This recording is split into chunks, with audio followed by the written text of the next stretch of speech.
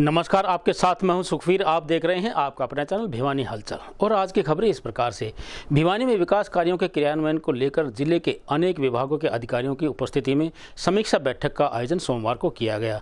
स्थानीय डीआरडीए सभागार में आयोजित समीक्षा बैठक की अध्यक्षता सांसद चौधरी धर्मवीर सिंह ने की। इस अवसर पर उन्होंने भिवानी के उपायुक्त व अन्य अधिकारियों को सरकार की योजनाओं को सही ढंग से लागू करने के निर्देश जारी किए। भिवानी महेंद्रगढ़ लोकसभा क्षेत्र के सांसद श्री धर्मवीर सिंह ने जन स्वास्थ्य विभाग के अधिकारियों को निर्देश दिए कि केंद्र सरकार द्वारा लागू की गई जन जीवन मिशन योजना के तहत प्रत्येक घर में नल से स्वच्छ जल पहुंचाया जाए। जिले का कोई भी परिवार इस योजना से यदि वंचित है तो उसे इस योजना का लाभ अतिशीघ्र दिया जाए। उन्होंने कहा कि जिले में कभी कभी गंदे पेयजल की सप्लाई की शिकायतें आती रहती हैं। उन्होंने उपायुक्त महोदय को निर्देश दिए कि वे जिले के सभी एसटीपी का निरीक्षण करके यह सुनिश्चित करें कि वहां पर गंदे पानी को सही ढंग से ट्रीट किया जा रहा है। इसके साथ साथ ट्रीटेड पानी का सैंपल लेकर इसकी जांच थर्ड पार्टी से भी करवाई जाए। यदि इसका सैंपल फेल होता है तो संबंधित अधिकारी व कर्मचारी के खिलाफ सख्त कार्यवाही की जाए।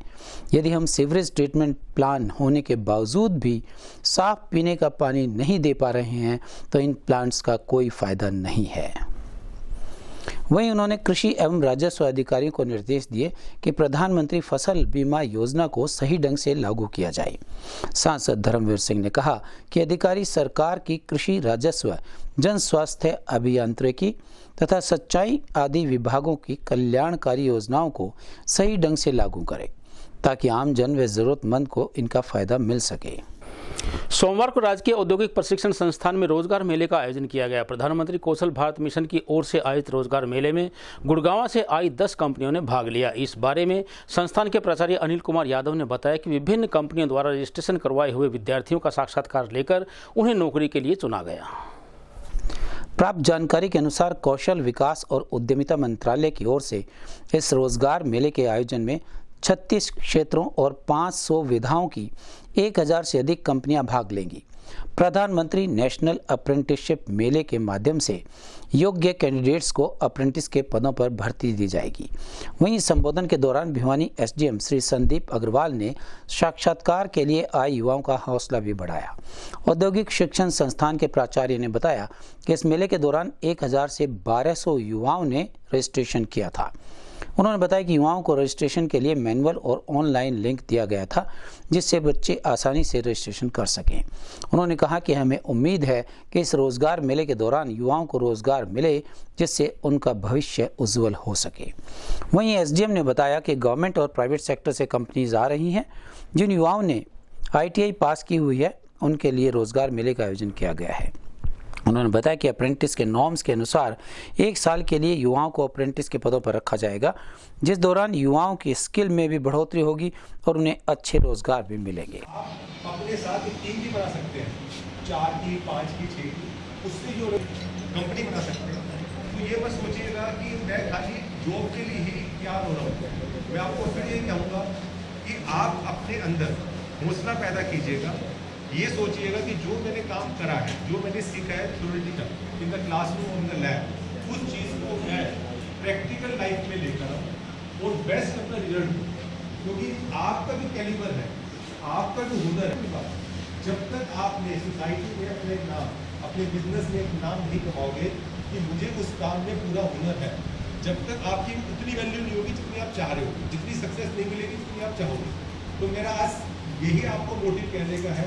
क्या वो गर्ल्स हो?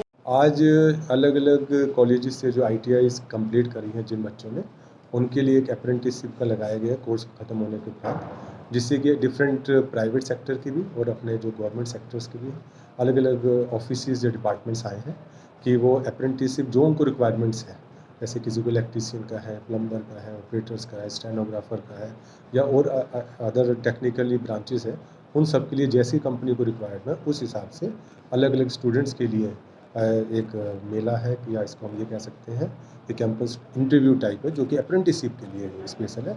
अप्रेंटिसशिप के जो नॉर्म्स हैं इनके अनुसार 1 ईयर्स का इनको कंप्लीट करना है। पर मंथ 100 आवर्स पूरे कंप्लीट करने होते हैं। इसी में ये है कि उनको प्रैक्टिकल नॉलेज हो जाती है और डिपार्टमेंट्स को उसी के हिसाब से स्टूडेंट्स मिल जाते हैं। प्रधानमंत्री नेशनल अप्रेंटिसशिप का जो मेला लगाया जा रहा है उसमें लगभग 8 से 10 कंपनियां भाग ले रही है, जिसमें 5 कंपनी गुड़गांव, मानेसर और धारवाड़ से हैं और 4 कंपनियां हमारी लोकल हैं अपने भिवानी शहर से। और ये जो रोज़गार मेला अप्रेंटिसशिप का लग रहा है, ये all India prime minister Narendra Modi ji की स्कीम थी। अब पूरे देश के अंदर इस प्रकार के रोज़गार मेले लगाए जाएं जिससे कि युवाओं को एक रोज़गार का अवसर प्राप्त हो। और उसी को मद्देनजर रखते हुए अपने हरियाणा के अंदर कुछ चुनिंदा ITIयों के अंदर ये मेले लगाए गए, जिसमें से एक गवर्नमेंट ITI भिवानी है, जिसमें आज 11 तारीख को ये अप्रेंटिसशिप का मेला लगाया जा रहा है। और लगभग 1000 से 1200 बच्चों ने इस मेले के लिए अपने आप रजिस्टर किया है इंटरव्यू कंपनियों को साथ इंटरव्यू करने के लिए, और वो कंपनी आई हुई हैं और जल्दी हम ये प्रोसेस स्टार्ट कर रहे हैं। आज के इस मेले में जितने भी युवा आए हैं ITI पास शुदा, उन सबको एक अच्छा मौका अवसर दिया गया है अपने आगे के भविष्य को उज्जवल करने के लिए। ये हमारी उनसे कामना है। तो कितने बच्चों का रजिस्ट्रेशन हुआ? बच्चों ने लगभग 1000 से 1200 बच्चों का रजिस्ट्रेशन हुआ। रजिस्ट्रेशन की 2 प्रक्रिया अपनाई गई। एक तो लिंक दिया गया है हमने बच्चों को ऑनलाइन रजिस्ट्रेशन के लिए, बच्चों ने ऑनलाइन रजिस्ट्रेशन किया है, और दूसरा हमने मैनुअली रजिस्ट्रेशन करा है अपने रिकॉर्ड को मेंटेन करने के लिए। तो दोनों पे बच्चों का रजिस्ट्रेशन हो चुका है, और जो बच्चे अभी थोड़ा कुछ लेट हो गए उनका रजिस्ट्रेशन चल रहा है। प्रत्येक शनिवार को भिवानी की विभिन्न CHC व PHC पर किया जाएगा पौधारोपण कार्यक्रम का आयोजन। यह कहना है भिवानी के CMO डॉक्टर रघुवीर सांडिल्य का। उन्होंने भिवानी हलचल टीम को बताया कि भिवानी जिले में सभी CHC व PHC में करीब 1000 पौधे लगाने का लक्ष्य रखा गया है। भिवानी के CMO डॉक्टर रघुवीर सिंह सांडिल्य ने बताया कि मानसून के सीजन में भिवानी जिले के विभिन्न CHC और PHC पर 1000 पौधे लगाने का लक्ष्य रखा गया है। इस कार्यक्रम के लिए शेड्यूल भी जारी कर दिया गया है। उन्होंने कहा कि प्रत्येक शनिवार को उनके अनुसार CHC और PHC का दौरा किया जाएगा और वहीं पर पौधारोपण कार्यक्रम भी किया जाएगा। वहीं उन्होंने आम जिला वासियों से भी अपील की है कि सभी जिलावासी पर्यावरण को ध्यान में रखते हुए अपना योगदान और उनका संरक्षण में भी योगदान दें और अधिक से अधिक पेड़ लगाएं।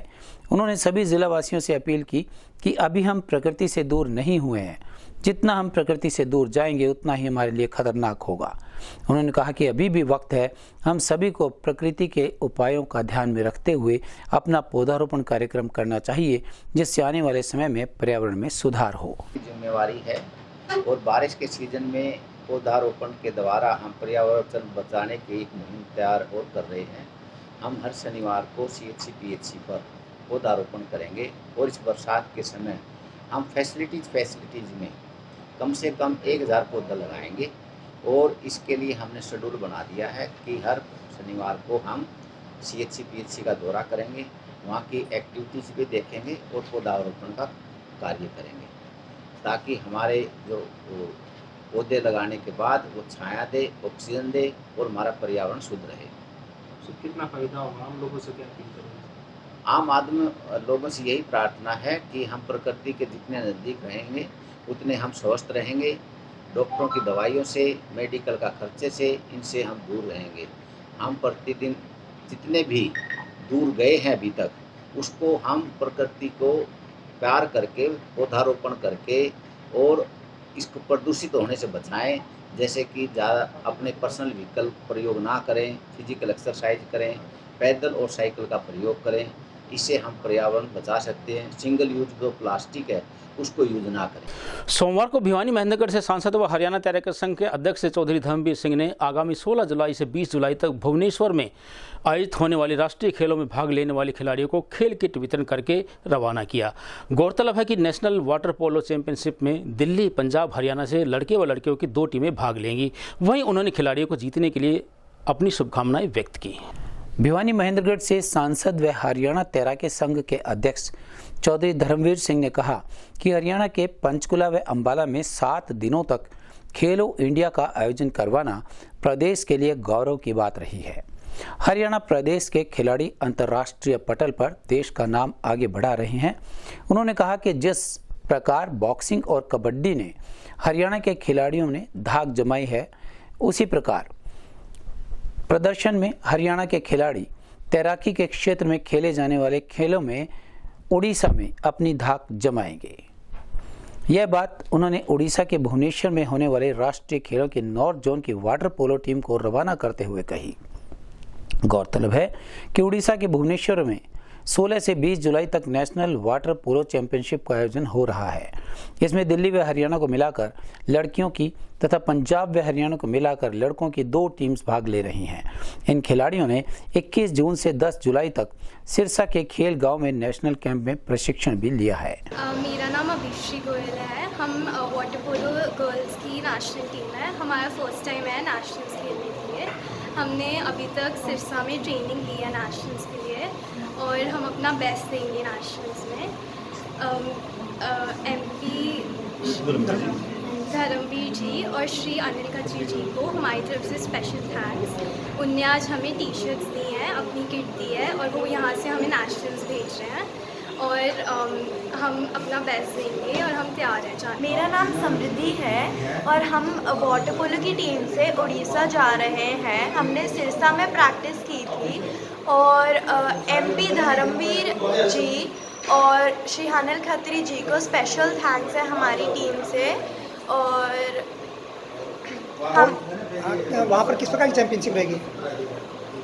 ये 16 से 20 तक है ये चैम्पियनशिप, उड़ीसा में है। मेरा नाम रवनीत सिंह है, मैं सिरसा से हूँ और हम नेशनल जा रहे हैं भुवनेश्वर।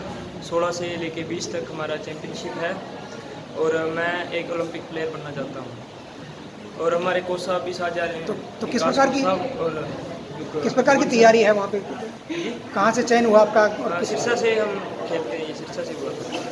तो आगे को किस प्रकार की टूर्नामेंट रहेंगी इसके बाद? सीनियर नेशनल भी जाना है सर।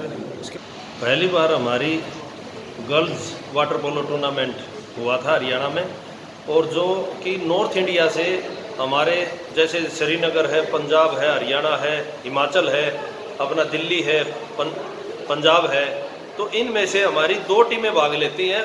सभी जोनों से 2-2 टीम भाग लेती है नेशनल में, गर्ल्स की और बॉयज़ की। तो हमारी पहली बार हरियाणा की टीम क्वालिफाई की है लड़कियों की, जो कि अपना भुवनेश्वर में 16 से 20 तारीख को होने जा रहे हैं।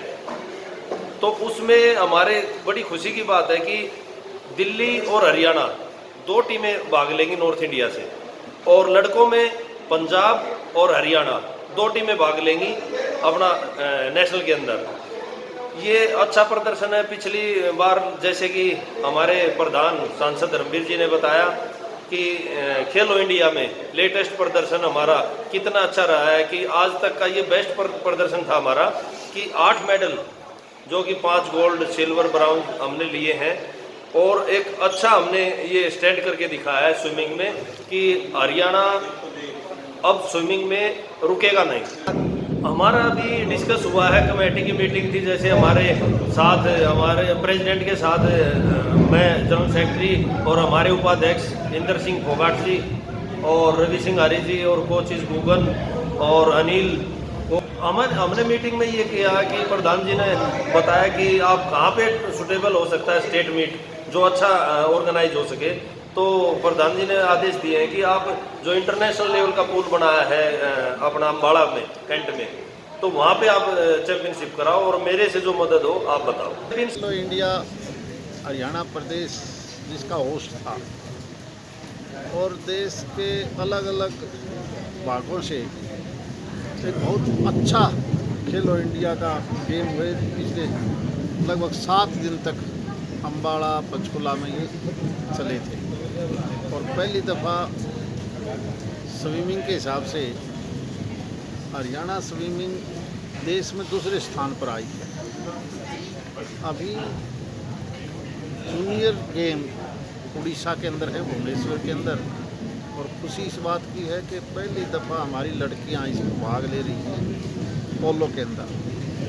तो मैं पहले ही शुभकामनाएं देता हूं और मुझे पूरी उम्मीद है कि हमारे बच्चे जिस तेज़ी से आगे बढ़े हैं, एक समय ऐसा आएगा कि हम सबसे ज़्यादा मेडल लेके दिखाएंगे, चाहे वो ओलंपिक की बात हो, एशियाड की हो, क्योंकि अभी ये शुरुआत है और शुरुआती दौर में ही जब देश में हमारा दूसरा नंबर आया है तो ये मान के चलिए कि आने वाले समय में स्विमिंग के अंदर बहुत ज़्यादा स्कोप है हमारे इस प्रदेश का और अनिल जी का भी, सभी साथियों का, चाहे वो इंदर हों, सारे एसोसिएशन के हमारे जो साथी मिलके और इनके कोचिंग साहिबान जो परिश्रम करवाते हैं। और बल्कि मैं तो ये भी मानता हूँ कि बच्चों के माता पिता जो गार्जियन हैं वो भी पूरी सपोर्ट करते हैं स्विमिंग में। स्विमिंग एक ऐसा खेल है जिससे बच्चे का सारा शरीर कंप्लीट ठीक होता है। इस एक्सरसाइज का कोई दूसरा मुकाबला नहीं है। तो खेल के अंदर तेज़ी से आज हम स्विमिंग आगे बढ़ रही है। मुझे लगता है कि आने वाले समय में बॉक्सिंग की तरह हरियाणा भी स्विमिंग में नंबर 1 पर आ जाएगा। विभिन्न मुद्दों को लेकर धरना प्रदर्शन करने के कारण सरकार द्वारा टर्मिनेट की गई 9 आंगनवाड़ी हेल्पर्स की बहाली की मांग को लेकर जिले की सैकड़ों आंगनवाड़ी वर्कर्स व हेल्पर्स ने सरकार के खिलाफ नारेबाजी की। हेल्पर्स की बहाली की मांग व अन्य लोकल मुद्दों को लेकर उन्होंने सोमवार को उपायुक्त कार्यालय पर धरना प्रदर्शन करते हुए मांग दिवस मनाते हुए एक मांग पत्र पीओ के माध्यम से प्रधानमंत्री को भेजा। जिले की सैकड़ों की संख्या में आंगनबाड़ी वर्कर्स एवं हेल्पर्स द्वारा माननीय प्रधानमंत्री भारत सरकार को मांग दिवस के मौके पर जिला उपायुक्त के माध्यम से ज्ञापन भेजा गया। वे लोकल मुद्दों व 9 टर्मिनेटेड हेल्पर्स को बहाल करने की मांग को लेकर पीओ भिवानी को भी ज्ञापन सौंपा गया। धरने की अध्यक्षता ईश्वर देवी और संचालन राजबाला शर्मा द्वारा किया गया। सीआईटीयू नेता रतन कुमार जिंदल व कॉमरेड अनिल कुमार ने मांग दिवस पर बोलते हुए बताया कि आंगनबाड़ी कार्यकर्ता और सहायिका 1975 से एकीकृत बाल विकास सेवा स्कीम के तहत देश के सामने मौजूद सबसे बड़ी चुनौती बच्चों में कुपोषण का सामना करते हुए देश की सेवा कर रहे हैं। यह दुर्भाग्यपूर्ण है कि 6 से कम उम्र के 8 करोड़ बच्चे और 2 करोड़ गर्भवती और स्तनपान कराने वाली माताओं के लिए योजना लंबे समय से धन के अभाव में जूझ रही है। उन्होंने कहा कि देश के कई हिस्सों में आंगनबाड़ी कार्यकर्ताओं और सहायिकाओं को न्यूनतम वेतन से भी कम पारिश्रमिक का प्रति माह नियमित भुगतान भी नहीं हो पा रहा है। जो प्रदर्शन हमारा हर साल 10 जुलाई को करना होता है, हमारा मांग दिवस के रूप में 10 जुलाई को ये मनाते हैं। 10 जुलाई को रविवार होने के कारण हम 11 जुलाई को अपना मांग दिवस मना रहे हैं। इसमें हमारी मांगे हैं, एक तो जो हमारा पहले हमने धरना प्रदर्शन किए थे, हड़ताल की थी 120 दिन की, उसके ऊपर जो सरकार ने मांगे मानी थी वो लागू नहीं की थी। उसके लिए हम प्रधानमंत्री के नाम ज्ञापन देंगे। एक सुप्रीम कोर्ट ने हमारे आदेश दिए कि हमें ग्रेजुएटी का लाभ मिले और हम मानदेय के हकदार नहीं हैं, हम वेतन के अधिकारी हैं।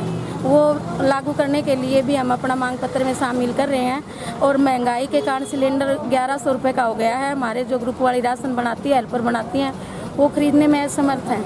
वो लोकल मांगे भी हैं हमारी, हमें स्टेशनरी नहीं मिल रही, समय पे सेंटरों का किराया नहीं आ रहा, वर्दी भत्ता कुछ नहीं मिल रहा। तो ये हमारी लोकल मांगे आज के मांग दिवस के मांग पत्र में शामिल है। आंगनवाड़ी वर्कर हूँ। आज हम ये धरना प्रदर्शन इसलिए कर रहे हैं कि सुप्रीम कोर्ट का जो हमारा फैसला आया हुआ है कि ग्रेजुएटी दी जाए, हमें मानदेय की बजाय अब तनख्वाह होनी चाहिए। और हमारे कई महीनों से मकान किराया भी नहीं आया हुआ है और उसके लिए भी, और जो हमारी 700 के करीब बहनें हैं टर्मिनेट, उनकी बहाली के लिए भी आज हम डीसी को मुख्यमंत्री के नाम ज्ञापन दे रहे हैं। आज अखिल भारतीय सत्र पर आंगनबाड़ी वर्कर हेल्पर यूनियन की मांग दिवस 10 जुलाई को होती है हर साल। 10 जुलाई की छुट्टी होने के कारण 11 जुलाई को मांग दिवस मना रहे हैं। इस मांग दिवस में ये जो बजट है हमारा आंगनबाड़ी ICDS का बजट को कम किया जा रहा है। इनको NGO और निजीकरण हाथों में दिया जा रहा है। इसको इनका जो समय पर किराया मिलता है स्वीकृत, वो बाकी पड़ा है, इनको पक्का नहीं किया जा रहा। CID का फोन आ रहा है, उनको पक्का नहीं किया जा रहा। और हमारी 975 के लगभग 975 यहाँ हरियाणा के अंदर और 991 दिल्ली के अंदर बहनों को टर्मिनेट कर रखा है, जिनको अभी 21 जारी किया है 200 कुछ की उनकी जो हेल्परों की। तो हमारी मांग है कि उनको तुरंत बहाल किया जाए, क्योंकि सरकार ने हड़ताल के समय में ये कहा था कि भाई आप लोग हड़ताल वापस ले लें, आपकी तमाम मांगों को मान लिया जाएगा और ये ज्वाइन सभी को बहाल कर दिया जाएगा। लेकिन अभी 4 महीने हो गए, अभी तक उनको नहीं किया गया है और बगैर मोबाइल दिए पोषण ट्रैकर का काम करने पर मजबूर कर रहे हैं। मोबाइल इनके पास है नहीं, ना मोबाइल का खर्चा दिया जाता, सिलेंडर के लिए भी पैसे नहीं दिए जाते। हेल्पर जिनकी 4000-5000 भी केवल मानदेय होता है, उनको भी। प्रधानमंत्री फसल बीमा योजना का लाभ सीधा मिल रहा है किसानों को, यह कहना है कृषि विज्ञान केंद्र के एसडीओ सुरेंद्र कुमार का। उन्होंने बताया कि इस योजना का लाभ उठाने के लिए जिले के 1,41,000 किसानों ने रजिस्ट्रेशन करवाया है। वहीं उन्होंने प्रधानमंत्री फसल बीमा योजना के साथ साथ अन्य योजनाओं की भी विस्तार से किसानों को जानकारी प्रदान की। प्रधानमंत्री फसल बीमा योजना के तहत भिवानी जिले के लगभग 1,41,000 किसानों ने रजिस्ट्रेशन करवाया है, जिसका सीधा लाभ किसानों को मिल रहा है। जब इस बारे में कृषि विज्ञान के एसडीओ सुरेंद्र कुमार से बातचीत की गई तो उन्होंने प्रधानमंत्री फसल बीमा योजना के साथ कई ऐसी योजनाओं को विस्तार से बताया जिसे किसान अपनाकर अपनी आमदनी को दोगुना कर सकते हैं। जिस प्रकार मेरा पानी मेरी विरासत योजना में किसान अपना रजिस्ट्रेशन करवाने से हरियाणा सरकार द्वारा फसल से सीधा लाभ उसे खाते में जाता है। चाहे किसी हालत में अगर किसी कारणवश फसल खराब हो जाती है या पैदावार कम होती है तो फसल बीमा कंपनी किसान की पूर्ति करने के लिए बीमा कंपनी की जिम्मेदारी ही बनती है। बीमा कंपनी की यह पूरी जिम्मेदारी रहती है। अगर किसी किसान की फसल खराब हो जाती है तो उसकी भरपाई बीमा कंपनी करती है, जिससे किसान को ज़्यादा नुकसान न हो। फिलहाल सरकार द्वारा मेरी फसल मेरा ब्यौरा स्कीम चलाई हुई है, जिसमें हमारे हर खंड कृषि अधिकारी के दफ्तर में निःशुल्क रजिस्ट्रेशन किया जा रहा है। इसलिए सभी किसान भाइयों को अपनी फसल का मेरी फसल मेरा ब्यौरा के पोर्टल पर रजिस्ट्रेशन करवा लेना चाहिए, ताकि आने वाले कोई भी किसान की स्कीम का फ़ायदा मिल सके। दूसरा है मेरा पानी मेरी विरासत। इसमें किसान भाइयों से अपील की जाती है कि धान वाली फसलों को छोड़कर दूसरी फसल बोएं, जिसमें सरकार ऐसा करने पर 7,000 रुपये प्रति एकड़ किसानों को अनुदान के रूप में देगी। तीसरी योजना है, किसान भाइयों से बार अपील की जा रही है कि अपनी सभी खरीफ फसलों का बीमा करवा लेना चाहिए, जिसकी 31 जुलाई लास्ट डेट है, क्योंकि कभी कभी नुकसान होने की अवस्था में सरकार या बीमा कंपनी किसानों को मुआवजे के रूप में अच्छी रकम दे देती है, जिससे किसान भाई अब बुरी परिस्थितियों से समझ जाते हैं। तीसरा है पीएम किसान के बारे में बात करना चाहूँगा। ये जो किसान भाई इसका फ़ायदा उठा रहे हैं, उन्होंने अपने को KYC से जोड़ लेना चाहिए। इसमें अपना आधार कार्ड ले जाकर और बैंक अकाउंट और PPP मेरी फसल मेरा परिवार CSC सेंटर पर लिंक करवा लेना चाहिए, जिससे इस स्कीम का लाभ किसान भाइयों को मिल सकता है। अदरवाइज आगे से ये स्कीम बंद हो जाएगी। ये कुछ नहीं कि मान लो कितने अब तक जो है कितने लाभार्थी का लाभ हो रजिस्ट्रेशन करवा चुके हैं। भिवानी डिस्ट्रिक्ट में मोटे तौर पर 1,41,000 किसान इसका फ़ायदा ले रहे हैं। आज की खबरों में बस इतना ही। अब मुझे दीजिए इजाज़त। देखते रहिए आपका अपना चैनल भिवानी हलचल।